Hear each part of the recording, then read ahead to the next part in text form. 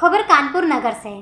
बिकरू कांड के आरोपी गैंगस्टर विकास दुबे के अंत के बाद भी कानपुर में उसके रिश्तेदारों का खौफ बरकरार है। अभी एक पीड़ित रजिस्ट्रार कार्यालय पहुंचा और न्याय की गुहार लगाई। वहीं रजिस्ट्रार कार्यालय से भी उसे न्याय का आश्वासन मिला है।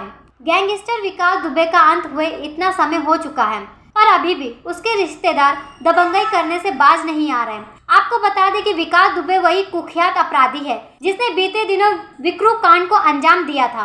मामला चौबेपुर थाना अंतर्गत जिनपुर गांव के विनोदनी देवी कैलाश नाथ स्मारक जन कल्याण समिति विद्यालय का है, जहां पर कुख्यात अपराधी विकास दुबे के रिश्तेदार अखिलेश पांडे ने कब्जा कर लिया है। मामले में पीड़ित भारत पांडे ने बताया कि इस विद्यालय की स्थापना उनके पिता ने करवाई थी, लेकिन अब उस पर कब्जा कर लिया गया है। उन्होंने विद्यालय में घुसने नहीं दिया।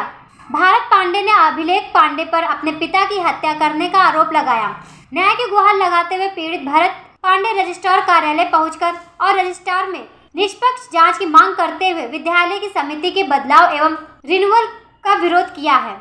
मेरे पिता स्वर्गीय राजेश पांडे ने अपनी माता पिता स्वर्गीय विनोदनी देवी और स्वर्गीय कैलाश नाथ के नाम पे एक विद्यालय की स्थापना की थी सन 2002 में, जिसमें 7 लोगों की कमेटी बनाई थी।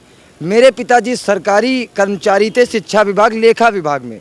इसके चलते वो कोई अहम पद नहीं ले सकते थे, इसलिए 7 लोगों की कमेटी में 3 लोग उन्होंने गांव के ही रखे थे, पढ़े लिखे शिक्षित लोग, और 4 लोगों में मेरे परिवार के मेरे पिता, मेरी माँ, मेरी चाचा, मेरी चाची थी। जब विद्यालय चलने लगा, मान्यता मिल गई, तो विद्यालय में नियुक्त एक प्रधानाचार्य अखिलेश पांडे जो कि नियुक्त किया गया था, उसके मन में लालच आने लगा। लालच के चलते उसने गैंगस्टर विकास दुबे के साथ षड्यंत्र रच के मेरे पिता की सन 2007 में 9 जून को हत्या करवा दी थी। हत्या करवाने के बाद उसने मेरे विद्यालय में कब्जा कर लिया। मैंने अधिकारियों का चक्कर लगाए, लगातार प्रयास करता रहा, मुझको कॉलेज में घुसने नहीं दिया जाता था। विकास दुबे का अधिकारियों में ऐसा दबदबा था कि कहीं मेरी सुनवाई नहीं हुई। आज मैं रजिस्ट्रार कार्यालय में खड़ा हूँ। मैं यहाँ पर सैकड़ों बार आ चुका हूँ, सैकड़ों पत्र मैं दे चुका हूँ, पूरी फाइल रखी मेरे पास।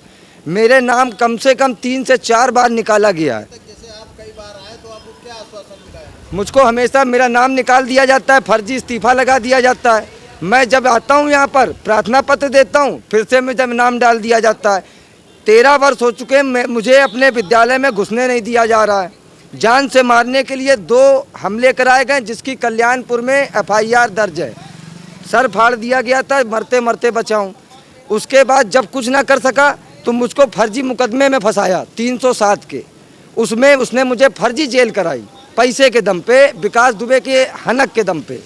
उसके बाद मैं फिर वहाँ से जब बच के किसी तरीके निकला, इसी के चलते मेरी माता जी का हार्ट अटैक पड़ गया, वो भी एक्सपायर हो गई।